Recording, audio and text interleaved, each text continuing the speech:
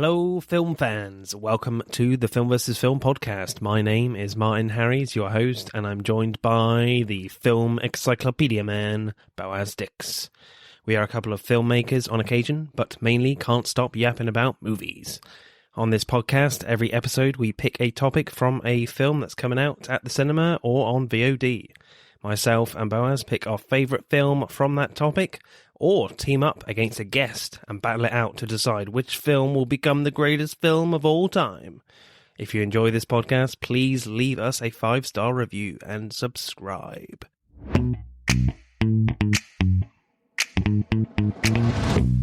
Hello, Podderoonies, or Podsters if you prefer. We are doing another one of our spoiler specials, and to kick off 2023, of course, we are going back to Marvel. The Marvel Cinematic Universe, and the first film of Phase 5 is Ant-Man and the Wasp, Quantumania. This one is quite a ride. And of course, I am joined by the variant of the Mr. Encyclopedia man, Boaz Dix. How are you, sir? Yes, dictionary doctor. Yes. His evil, twisted cousin. Aye. Yes, you got short hair now. It must be a variant of Boaz. Yeah. How are you, sir? All good? Yeah, I'm fine. Cool. Boaz, what happens in this one then? A quick recap, please, sir. Yeah. It starts with Ant-Man. Scott Lang is sort of reveling in his newfound fame from having saved the universe. He was very pivotal in Endgame, and he's basically just soaking it all in. Everybody's very grateful. His life is going really good. He's wrote a book, which is a bestseller and stuff. He is having some problems with his daughter, who is basically taking after him, trying to help people, but getting herself in trouble with like the police and stuff. Unbeknownst to him, his daughter, with Hank Pym's help, make a device to see into the quantum universe in case, anything like what had happened in, the other Ant-Man films happens again, like somebody gets lost in the quantum verse, they can monitor what's going on. Unfortunately, the signal they send out into the quantum verse gets picked up by a mysterious power that shrinks them and forces them into the quantum verse. This is all because of Janet Van Dyne, Hank's husband, who didn't tell them. She's told them that for 30 years, when she was lost there, she was alone. But that wasn't true. Kang, the Conqueror, is, or one of his many, many, many versions, is looking for her because he is trapped in the quantum verse. And a long time ago, Janet helped him rebuild his ship, and she didn't know he was evil, and he was going to escape and start destroying stuff and conquering universes and destroying universes of his enemy variants that threw him down there. So she basically messed up his power core, and he's stuck down there, but he conquered the quantum verse in the meantime. Kang also kidnaps Cassie and forces Ant-Man to perform a heist to basically unfuck up his power core so he can get the hell out of here. Yeah. So, initial reactions to this one then, what did you make of it? Yeah, do you know what? I'm still trying to really kind of process it. Yeah, we should say we've only seen it once, last night as we record, so... Yeah, I think as, Ant-Man films go, I liked it. There are, some issues I have with it, so it's not, perfect, and I don't think, high tier. But yeah, I enjoyed it, and I really like Jonathan, is it Majors? As Kang, this version of Kang, who's very different to the one in the Loki series. Yeah, I quite liked the family dynamic. There was a lot of interesting visuals in the Quantumverse. I like how that looked. Some things I wasn't too mad about is, I don't know, it's something I've been finding with a lot of newer Marvel movies and TV shows.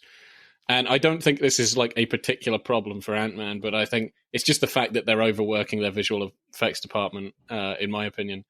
And some of it is a little questionable, and it kind of does, stick out. A little? But, yeah, pretty damn questionable. With one particular character, but yeah. Yeah, one character, well, MODOK, surprise, surprise, he looked goddamn atrocious. And here's the thing, whenever I say that, I'd heard people say he looks awful, and I thought, oh, great, he's going to look Freaky.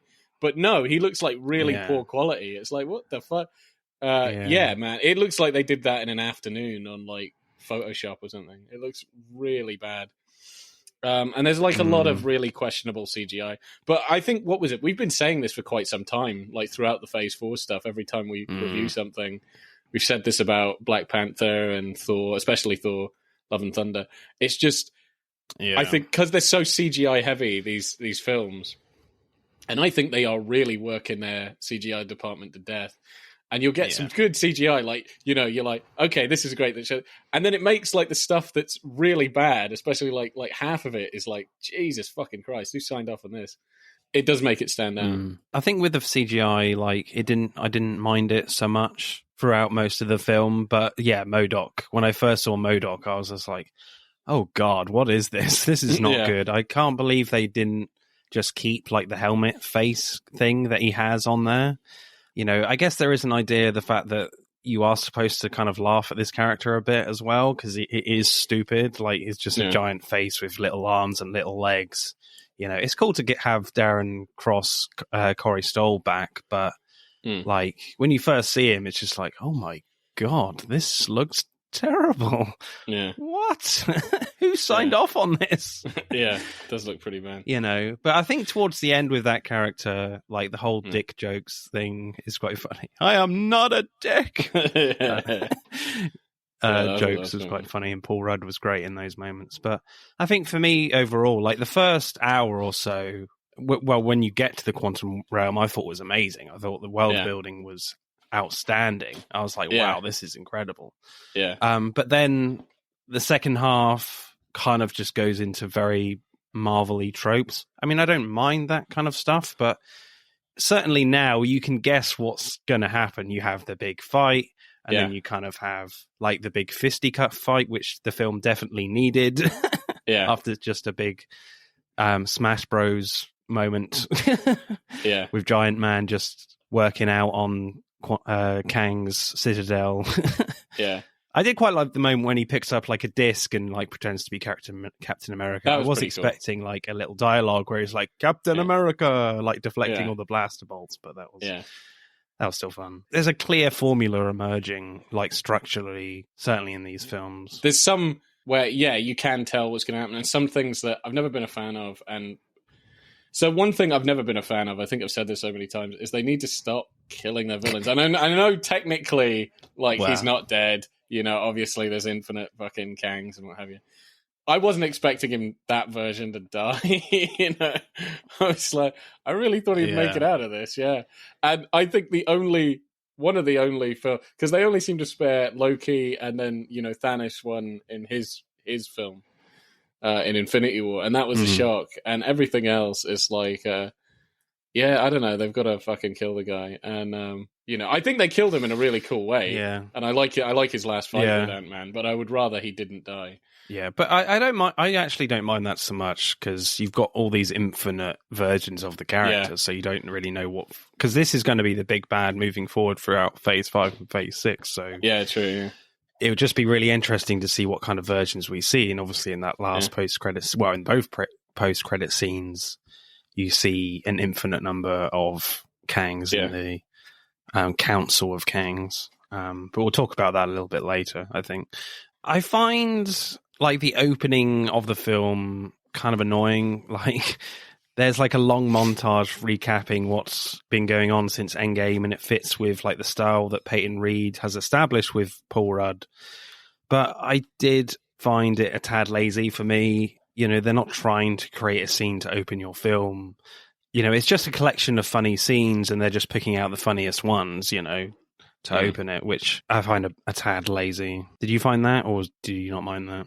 Because you have the Spider-Man joke, that's always fun, but you see that in the trailer. Yeah, I think the opening kind of reminded me just of like Spider-Man 3, if you watch that, where it's just everything's great, and he's like doing a monologue about, man, my life is awesome. And it's a bit jokey and stuff. Yeah, I wouldn't say though it takes like too long to get to the meat of the plot. It's just that they tread water for maybe like the first 20 minutes where it's just jokey and happy and shit. And then they get to the quantum realm. Yeah, maybe you could have started with something very exciting. Maybe actually it would be cool if you had the opening focus on what's in the quantum realm. Maybe them Kang crush or MODOK crushes a rebellion, fucking destroy, and you don't see it, destroys like a bunch of rebels, and then that's the beginning, and you're like, what the fuck is this? And then it goes to him. You know what I mean? Like he has no clue, and he's happy, and you continue. Do you know what I mean? Yeah. Like, the opening of the actual film where life is good and he's monologuing. I think maybe if you start with the threat that nobody knows about, maybe that would have been like, because then you're on your edge. When the fuck is that going to happen? But I did actually really like the very, very first scene where Janet Van Dyne is like stuck in the quantum realm and about to be attacked by these amazing doubling creatures, that was cool. Duplicating themselves, and Kang saves her. I thought that was a great little intrigue of an opening. But then I kind of felt that like the way they get transported to the quantum realm, I thought was a bit clunky. Like Cassie Lang apparently has studied Hank Pym's research on the quantum realm and somehow builds a telescope to the quantum realm. That's kind of how it's described, like a Hubble telescope, sending a signal back and forth just for fun. Yeah. And of course, she's super intelligent. So I thought it was a tad rushed, but I get it. You've got to kind of get them in there as quick as you can somehow but I just felt, there's got to be a cleverer way of doing this. I've actually found that with a few Marvel movies recently. I think some of their screenwriters kind of struggling to make a good reason for the heroes to start their plot, and they got to do something silly. Even I think when we did our review of Far From Home.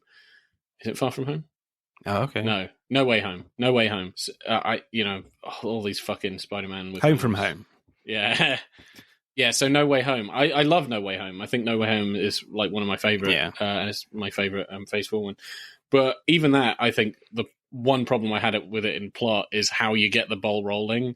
Like, the character has to do something like really weird and really questionable and very idiotic to get the ball rolling. And I'm like, I don't know, man. And I think it's the same with this. So this is a criticism. It's like she's got to do something kind of stupid. And I think, what was it? If Janet, I know the whole point is, the point of the film is like Janet shouldn't keep secrets, and this is the way she learns that. Do you think she should have kind of noticed that something was going on in the basement? What are you doing in the basement? Building a telescope? Possibly, don't do that. Don't do that. Yeah, that's a terrible idea. Like, what are you doing? Oh, you're just building a doorway to the quantum realm. No, don't do it. End of film. That's a terrible idea. Yeah, end of film. Unplug. Why not? There's nothing in there. Yeah, there is.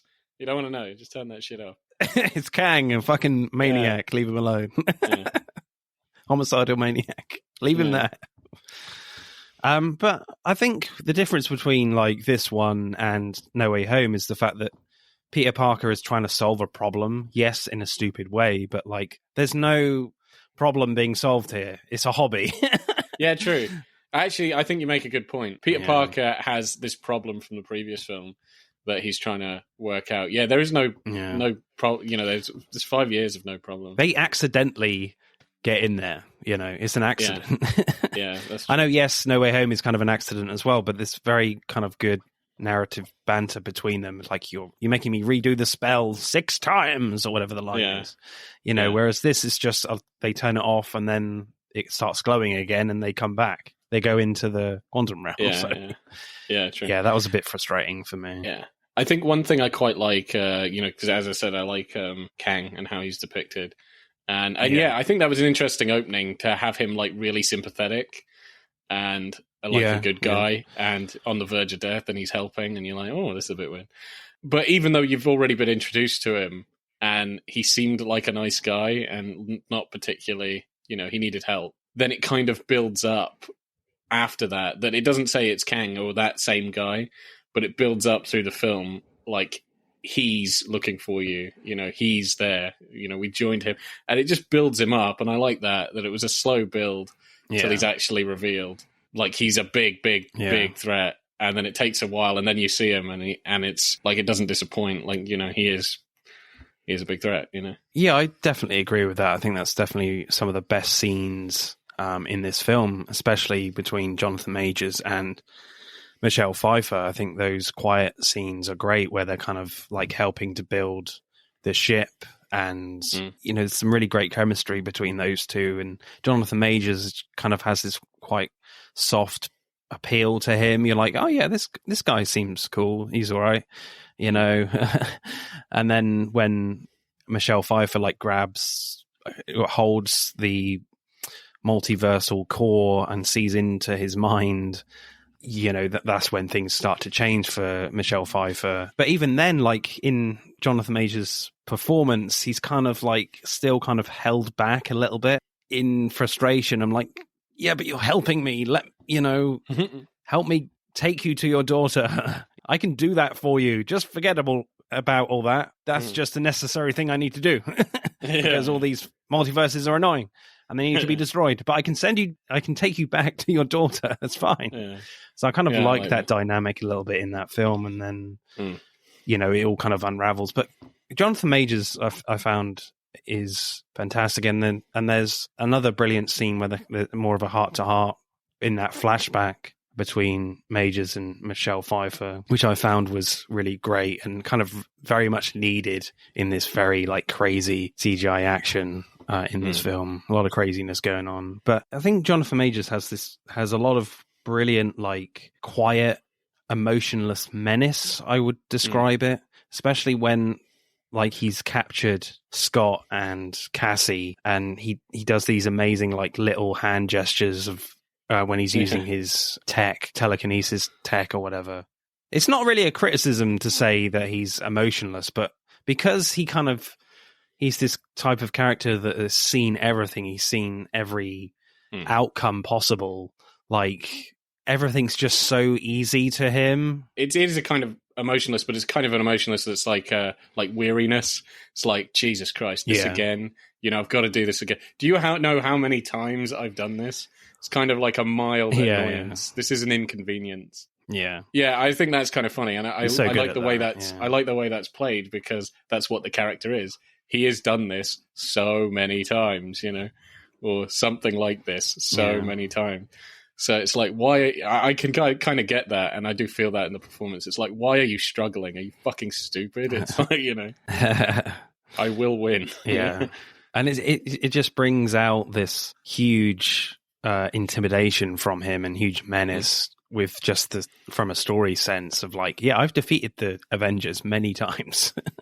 You're like, oh shit, this is not good for these guys. So it will be kind of interesting to see how they move forward with the story in like Avengers 5, Kang Dynasty, etc. Like, are we going to see flashbacks or flash forwards or however they're going to use time in this phase? Yeah, timey-wimey, wibbly-wobbly.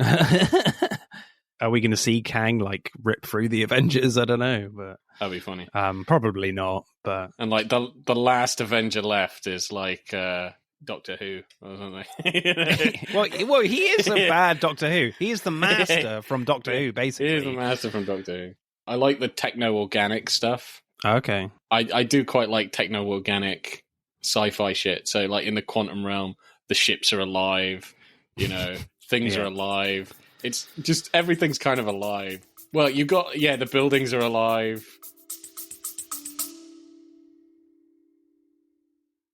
Hey, I'm James Lovino, and I'm here to tell you about Alternate Sides, a movie podcast with a twist.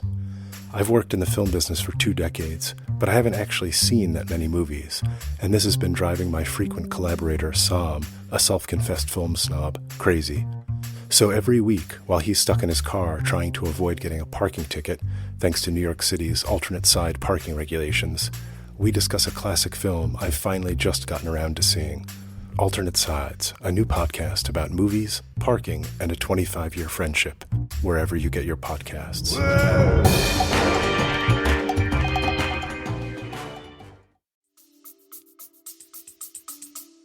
I love that joke where the blob guy, I can't remember his name, but he says to to Paul Rudd, he's like, your buildings aren't? yeah, I quite like that. Your buildings aren't alive? That was funny. Even the sun is alive. It's like, is that the sun? And then it bloody comes out with tendrils and shit and tries to grab onto him. I'm like, what the fuck? Ground's alive. Everything's alive.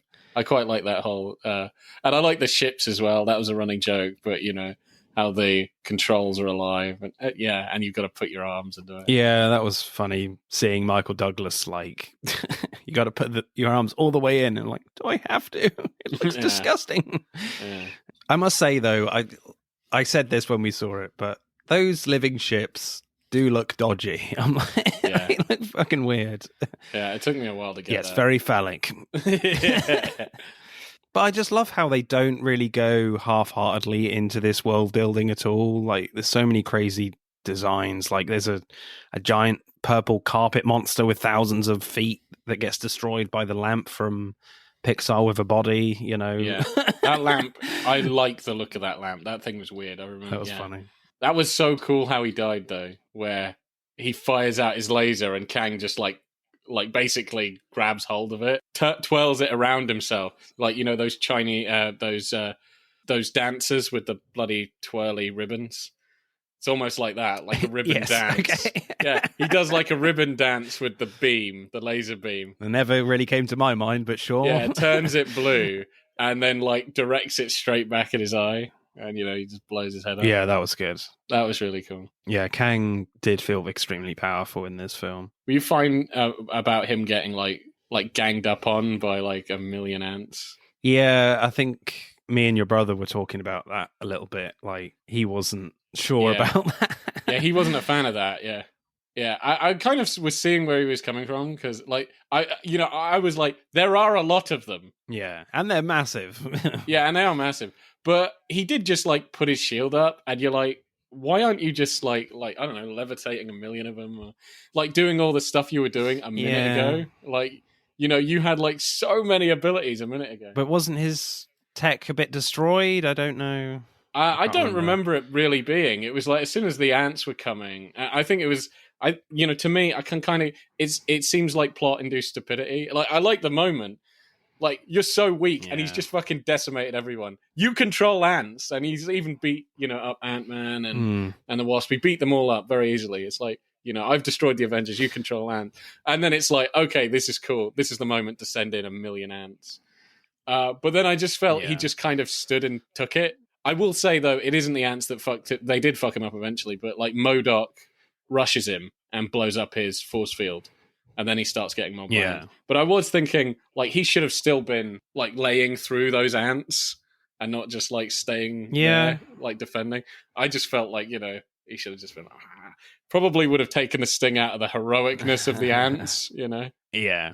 But I see where you're coming from a little bit. But from a scientific point of view, ants are, like, 50 times as strong as their own body weight or whatever. Yeah, they can lift 50 times their body weight. They're fucking strong.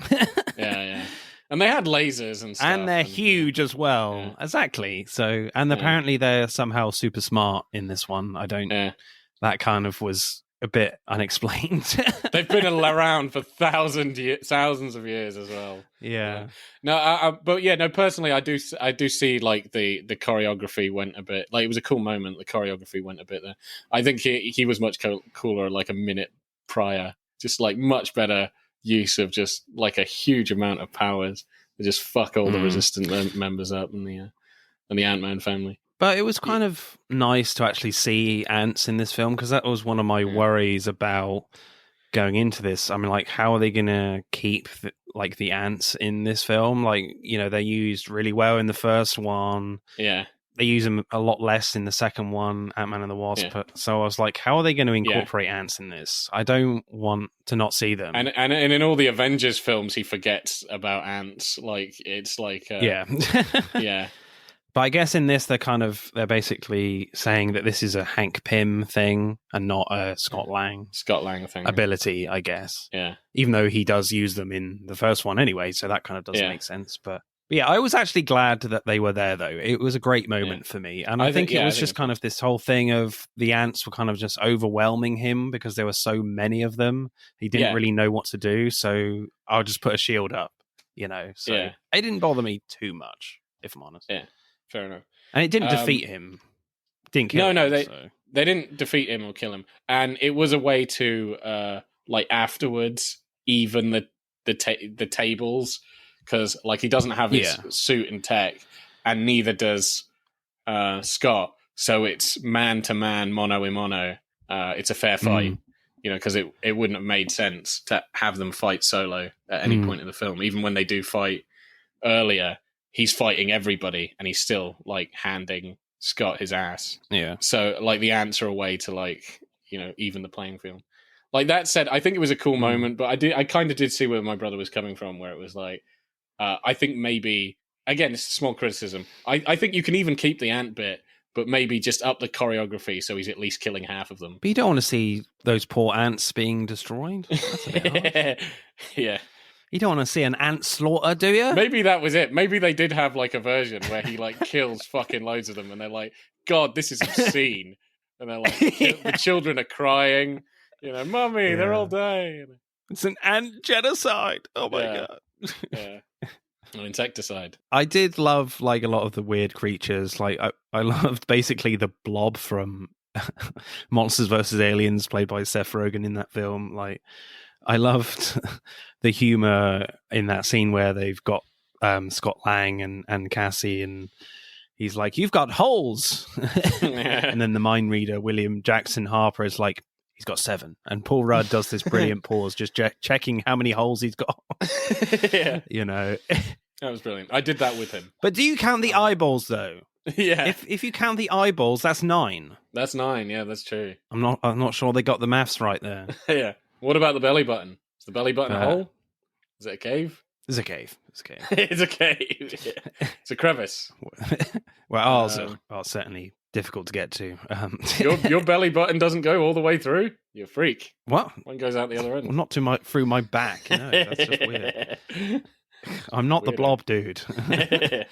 But yeah, Paul Rudd brings some great humor in this film, actually, which he brings through all of the films. And I keep saying, which you'll hear if you listen to our Ant-Man episode doing Ant films, like he is the key in these films. Like he brings great humor. There's like that great scene in the probability storm, which I didn't see coming at all. That was really kind of creative.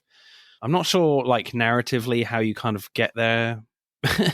But well, I can a little bit, because obviously that he's shrunk down so small that he's in the multiversal power core. Yeah. So I guess didn't they say like every decision he makes creates an alternate version of himself? So every thought, there's another person, there's another Ant-Man, there's another Scott Lang. Yeah. And it was kind of fun to see like the donut shop one there. So all of the possible decisions he could make, like, if he were to think to go left instead of right, then there's another one. To think to increase in size or go small, there's a separate one.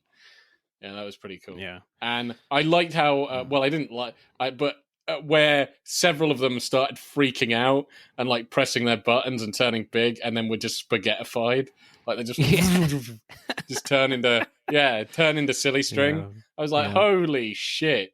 I can't quite believe they brought that back, to be honest, after they killed Mr. Fantastic like that. Reed Richards. Wow, they're doing that again. Yeah. I think my favorite shot in that, because that was funny, because I wasn't sure if the ants were going to come back, and it was like Ant-Man was a huge swarm of ants. Do you know what I mean? He was the ants at that point. Cool, yeah. And at first, like, they're a problem, and they're drowning. He's drowning in himself until, like, he realizes, he's got to do this for Cassie, and they all have the same idea, and they all team up and, like, basically act like a huge swarm of ants and, like, climb up each other to get him to the core. That was pretty cool. I think one of my favorite shots is actually in that whole scene, because I just thought that was so cool. But it's the bit where all of him and all of the Wasp go into each other as they... that was cool. As they shrink the power core. So they've like thrown the thing, and as the power core is shrinking, and then they all just like fly back into that. It's just such a weird thing to describe. I can barely describe it, but it looks so cool. Yeah, all the other doubles kind of go into one, all in kind of the same time. Yeah, it's brilliant. Yeah, it just looks so good. But like visually, in a narrative standpoint, it kind of works because they're shrinking it back down to its normal size. Yeah, so you don't have that anymore, kind of thing. The freakiness is disappearing. I just thought it looked cool. Like, him and the Wasp holding each other, and you've just got this storm of him going into him and her, and the thing shrinking. I just thought that looked fucking cool. That looked awesome. What did you make of like the actual like action in terms of the shrinking and going large and going massive in those transition moments? I thought it was a bit messy at times. Like there were certainly times where they're kind of actively highlighting the little people, when they are actually Ant-Man, and I definitely noticed times where Cassie is being highlighted with the fact that she's going small now. It's a lot quicker in pace compared to the other films. And there's certainly one moment where when Kang's goons arrive at the refugee alien place, and the camera is kind of a lot more handheld at times, and which is interesting. In that scene, they used a lot of shaky cam and a lot of handheld cam. I'm not like a massive fan of handheld cam. Like it does give me sort of a headache. Okay. I prefer more like professional looking, camera movement. I don't think it was like frequent in the film either. That's how they did the shrinking stuff and the action. It's just in that scene. And so I wasn't like a massive fan of that particular battle because it's kind of a bit headache inducing. I don't really like stuff shot like that. And also it's difficult as well with the fact that, with this whole visual style of shrinking and growing bigger again, it's difficult to follow, even when it's kind of difficult to follow anyway, when it's kind of a normal fluid style of directing. So that was a problem, I think. And yes, I guess Peyton Reed is trying to just change it up a little bit, where everything around them is all very crazy and surreal. Maybe he's just trying to create a sense of groundedness somewhere. But that's like the only scene they do that. I guess it's also they're trying to represent the craziness as well in that. But I don't know, it didn't quite work for me. I think they do some some clever things with the the shrinking powers with their powers. So scenes that come to mind where I think are kind of inventive ways to do it. Like when Cassie is escaping her guards and she turns one massive and his head goes through the fucking ceiling. Yeah, that was good, yeah. And then she turns the other guy small and then kicks him in through the window. I was like, that's pretty cool. What did you make of Catherine Newton then in this? I'm not sure. I thought she was great. She's good in that new body swap slasher film Freaky recently with Vince Vaughn. There you go. Oh, was she in that? Oh, I didn't know. Yeah, that's her. Yeah, I thought generally she's all right, and certainly this film, apart from any of the others, really definitely build a lot more on the Scott Lang-Cassie relationship. Yeah, obviously because she's a teenager now and not like a child. yeah, definitely. Which was great. There was one moment when she kind of hijacks Kang's speech to all his goons and all his people, and this rousing speech that she does, I felt was a bit cringe and not entirely earned, possibly. But that was, I didn't feel like that was great. But certainly her interaction between Paul Rudd as her father was great, I think. Nothing massively special. Yeah, she does the job. I think she was good. She brings some great sassiness to her performance as well, like in the beginning where she gives back the guy's cop car, but it's like a toy car, a shrunken down cop car. That was great. Yeah, so they do kind of play on the fact that that she hasn't really had a normal childhood. There's a great line where she's like, oh yeah, I saw a guy dressed as a bumblebee tried to kill me when I was 6. Yeah, but again, I feel like throughout all 3 films, the one character that gets left behind, there's no emotional stakes, is Hope Van Dyne. Poor Evangeline Lilly must be like, what is going on? I'm in the title. Give me some decent stuff to do. She has maybe 1 or 2 good action scenes throughout the whole trilogy. That's it. Come on, people. I think she's only ever used her character as an action set piece, as an action figure. The rest of them get to say funny stuff, talk and grow and have meaningful interactions. And she gets to in Ant-Man and the Wasp and in Endgame and in this film, she gets to do some fighting, but you do feel like she is an empty character. There is nothing there. Yeah. But yeah, I was actually just going to say that the character I think gets shafted the most is the one who's in the fucking title. It's Ant-Man and the Wasp. And yeah, she is like a Well, the Wasp in this film is Michelle Pfeiffer, not Yeah, true. Evangeline Lilly. Michelle Pfeiffer. There's a lot. I think I think you're completely right, because like Cassie, she gets a ton to do. Ant-Man gets a ton to do and a ton to go through. Michelle Pfeiffer, like it begins with her, and the whole film revolves around her time in the corner. Hank, he's trying to work out this place, and do you know what I mean? Like what his wife's been up to, and just all this stuff. And yeah, it really does feel like Hope is just shafted. Like she's got nothing to do. Yeah. I think the only thing she gets to do is a couple of times she goes, "Mum, you never talked about it." It's like, you're right. She didn't talk about it. You've made your feelings clear like 4 times. Yeah, she never talked about it. That is a shame. Yeah, she has a little action scene when she's taking down some people, creatures in like Bill Murray's bar or whatever, if you can call that a bar. Yeah. But that's about it. I was going to say I quite liked, and this isn't even her, but when I was talking about use of powers, where Hank like makes that little squid into a giant squid and it eats Bill Murray. That was great. Yeah. Or presumably eats Bill Murray. That's quite funny. Especially if Bill Murray likes eating those things. But yeah, Hope Van Dyne, again, is just... Her best film is the first one. Like, she has a lot of emotional ties between Hank and what's going on. And Cross, with what happened to her mother in the first one, which we've kind of discussed in our Ants episode on Ant-Man. And then in Ant-Man and the Wasp, she has a bit more to do action-wise, but again, there's not a lot there. And then in this one, again, the main focus is kind of the relationship between Scott Lang and Cassie, and and what happened with Janet. Yeah, I would say like two big relationships: Scott and Cassie, and Janet and Kang.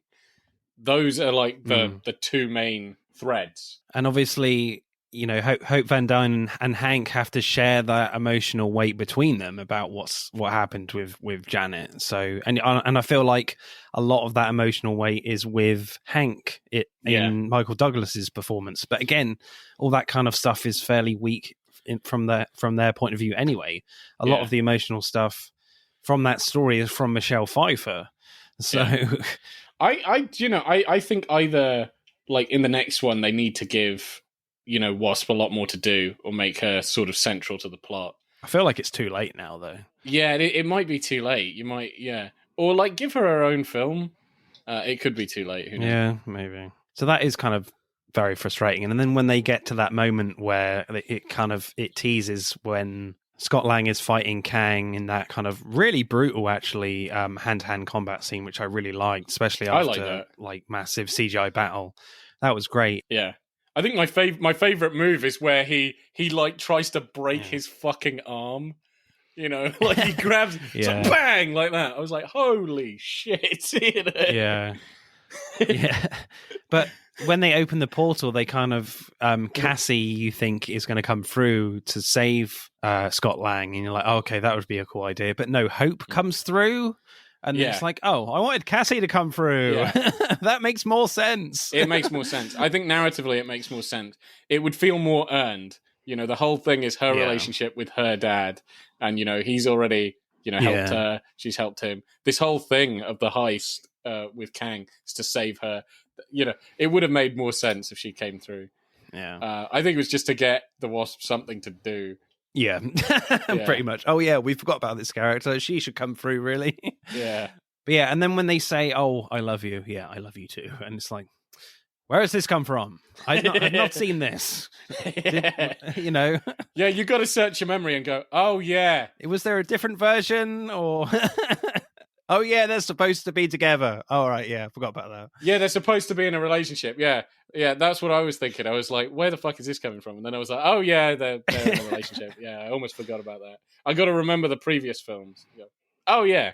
But even then, I think I said this in the first one. Like, I felt like they should never have been in a relationship. I think it's just a bit weird. Again, like I think Michelle Pfeiffer is definitely one of the strongest performances in here. I thought she was really good, and like hiding her secret about Kang was interesting. But at one point, like on the ship, I thought it went a little too long and a bit too far. But yeah, her flashback scene with Jonathan Majors, I thought was some of the best scenes in the film for me. Did you think that they pushed that too much with like her secret about who Kang is and what he's capable of? Or was that kind of pitched just right? I felt like it went on for a scene too long of her hiding what Kang was all about. For me personally, I like the whole idea of it. I thought that was great, but like, I'm not sure the writing was strong enough to carry that forward for as long as it did. Yeah, I think I kind of agree with that. Bill Murray, I did not like him in this film. He just looks old. He's looking for a cash grab. Yeah. I didn't find him funny at all. I actually found him better when he is being a bit more menacing, and the fact that, Janet left us. I'm just working for Kang now. You know, I kind of liked all that, more of the menacing stuff from Bill Murray, and I didn't find him funny at all, frankly. Yeah. So he was really disappointing for me, and quite glad that he died by the giant squid thingy-mabob monster. Yeah. I do kind of agree. Like, he is acting as if, I got some free money to make here. Just shoot this out in the afternoon. Go home. Post-credit scenes then. So we have like the Council of Kangs, and they kind of do confirm that this version that we've just seen has died, I think. And so they've kind of decided to bring all the Kangs together to see what they're going to do in the future, I guess. I wasn't sure about the Egyptian dude. Apparently he's supposed to be like the first ever Kang. Yeah, that's Rama Tut. So I think in the comics, because, the real name of Kang is Nathaniel Richards. His first alter ego was Rama Tut. Then it was later Kang. Oh, right. So, and he's actually really affiliated with the X-Men because, his technology was stolen by Apocalypse in ancient Egypt. Oh, right. Okay. Yeah. But I thought it was kind of cool, though, to see just Jonathan Majors playing all these kind of weird different characters. There's like a very like cyborgy version. Looked like a Chinese emperor one. Yeah. Oh, that was kind of funny. I mean, was it too goofy looking for you? He looked really Fu Manchu, like really sort of like blue, reddy, purple, green, all the colors. Stereotypical Chinese emperor. Yeah. He looked really weird. Yeah. I wasn't a fan of that looking one, but he looked like the boss one. He was weird. Yeah. I like that one, the more cyborg looking one, actually, with all those lines around him. I thought he looked fucking cool. And there were a load of bloody weird looking Kangs. Yeah. And Jonathan Majors, Christ, he's got to play all of them. What a role, man. Yeah, there was like a lizard dinosaur one. Was there? Fucking hell, I did not see that. Yeah, there was like in the stands when they're all like, I think I saw a zombie one. Yeah, there was a zombie one. There was like a purple striped one. Jesus. It was like bloody all of them. So you just imagine the costume changes. It's like, sit over there. And... Yeah. It does boggle the mind of like where Marvel are kind of going with this now. Like, because this character of Kang we see in this film, I don't think we're going to see this guy again. I think he's gone. I think he's a dead dude. And every time we see Kang again in the MCU in the future, it's going to be a different version, possibly. That's what my prediction is going to be. Yeah. This could be a curse if you constantly put a different one. So right now we've had sort of two, one in Loki, one in here. But I think if you might not be able to build a long-lasting connection with the character if like every one he's a different one who has like no memories of, do you know what I mean? So the second post-credit scene is really interesting, where you've got Tom Hiddleston as Loki and Owen Wilson as Mobius, I think. Like a little tease of a scene from Loki season 2. It's kind of like a Victorian era science fair, and you've got Kang presenting some sort of science thing on stage, and obviously Tom Hiddleston is looking pretty scared because obviously at the end of season 1 of Loki, he sees a statue of Kang, who was the man who remains at the end of that series as well. Yeah, so that was really quite interesting, and I mean, it'll be really interesting in terms of how many like variants are we going to see of Kang in that series as well. Or are they just going to focus on the one here? I have a feeling you might see a few different versions, possibly. Yeah, so it will be just intriguing to like see how many they're actually going to focus on properly to create an actual character. Yeah, I mean, you could filter him down. You could even make him like an individual villain for like every single goddamn Marvel movie until Yeah, he probably could. the team up one. It'd just be a different one each time. Yeah, so I don't know. It's probably the point of the character. Like the possibilities are endless. I don't think we'll see him in the Marvels, to be honest. I think that's going to be more of the Skrulls Kree war going on, and you've got Secret Wars tying into that as well. Again, more cosmic, so I don't think that all come colliding together with Kang. Yeah.